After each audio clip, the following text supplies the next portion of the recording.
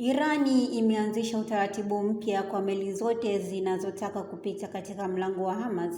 Hatua hiyo ikitafsiriwa kama juhudi za Tehran kuimarisha udhibiti wake katika njia hiyo muhimu ya kimataifa ya usafirishaji wa mafuta na gesi.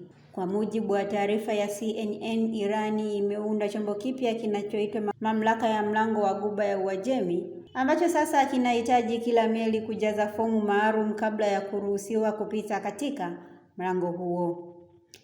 Fomu hiyo yenye jina la tamko la taarifa za meli inawataka wamiliki wa meli kutoa taarifa mbalimbali ikiwemo jina la meli, namba ya kitambulisho, nchi inayotoka na inakoelekea, pamoja na taarifa za wafanyakazi na mizigo iliyobebwa.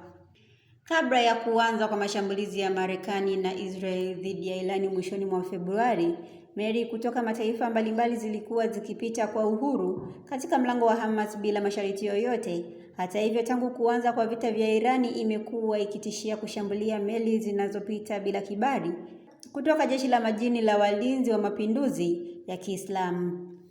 Ingawa baadhi ya meli tayari zimeripotiwa kushambuliwa katika eneo hilo, kampuni nyingi za usafirishaji zimeamua kuepuka hatari ya kupitisha meli zao bila kufuata masharti ya Irani, huku hatua hiyo imeongeza hofu katika sekta ya usafirishaji wa kimataifa. Mlango wa Hormuz ni moja ya njia muhimu zaidi duniani kwa usafirishaji wa nishati, kwani takribani 20% ya mafuta na gesi asilia inayouzwa duniani hupitia katika eneo hilo, huku udhibiti wa Irani katika mlango huo unaweza kuipa nguvu kubwa ya kiuchumi na kisiasa dhidi ya mataifa jirani pamoja na nchi za Magharibi.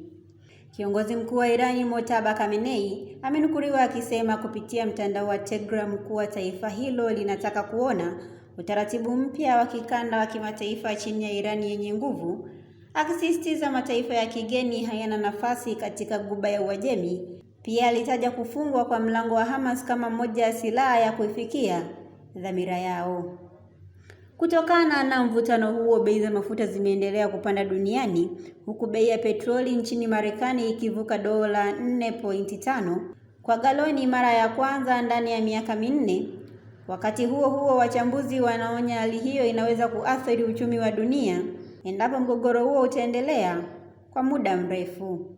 Endelea kufuatilia Mwananchi Digital kupata taarifa mbalimbali.